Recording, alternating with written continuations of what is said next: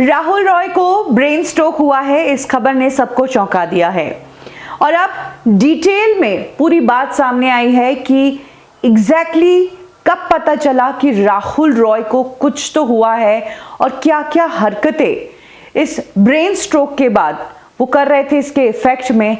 ये बताया है निशांत मलखानी, जो कि बिग बॉस कंटेस्टेंट है।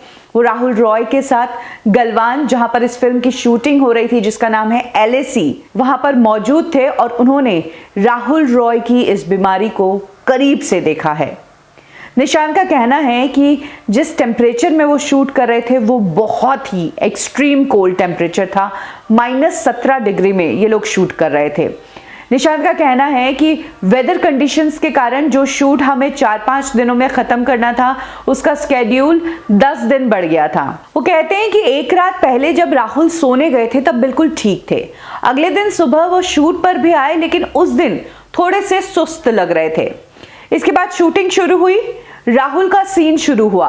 उन्हें डायलॉग्स बोलने थे बट उनसे डायलॉग्स बोले ही नहीं जा रहे थे। वो कोशिश बहुत कर रहे थे पर अपने डायलॉग को कंप्लीट नहीं कर पाए। सिर्फ बोलने में ही दिक्कत नहीं थी, बल्कि वो तो अपने डायलॉग को रिमेंबर भी नहीं कर पा रहे थे। उन्हें बार बार उनका डायलॉग याद करवाना पड़ रहा था, जो अब तक शूट में ऐसा नहीं हुआ था। निशांत कहते हैं कि राहुल भी कोशिश कर रहे थे, वो भी उस सीन को पूरा करना चाह रहे थे, लेकिन उनसे हो नहीं पा रहा था। वो अपना सेंटेंस ही कंप्लीट नहीं कर पाए। सुबह ये हुआ और उसके बाद शाम को तो वो बहुत ही अजीब बिहेव करने लगे। निशांत बताते हैं कि शाम को राहुल इधर उधर देखने लगे, अजीब सा उनके चेहरे के एक्सप्रेशन हो गए और तब उन्हें लगा कि कुछ तो गड़बड़ हुई है। जिसके बाद उन्हें मिलिट्री हॉस्पिटल ले जाया गया, वहां से उन्हें शिमला के एक हॉस्पिटल ले जाया गया और शिमला से फाइनली मुंबई के नानावटी हॉस्पिटल में लाकर उनके ब्रेन स्ट्रोक का ट्रीटमेंट शुरू किया गया। निशांत कहते हैं कि श्रीनगर वाले हॉस्पिटल में तो उनका CT स्कैन भी किया गया। निशांत कहते हैं कि जिस जगह वो थे वहां पर प्रॉपर सुविधाएं नहीं थी।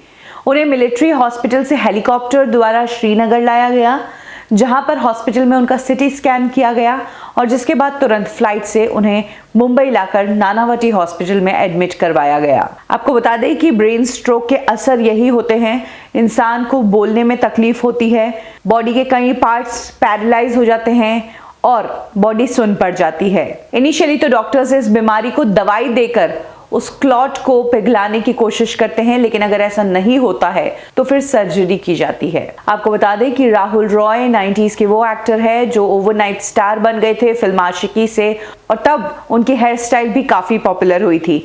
तब से लेके आज तक इतने साल बीत गए, उसके बावजूद राहुल रॉय अपने फैंस के बीच काफी पॉपुलर है।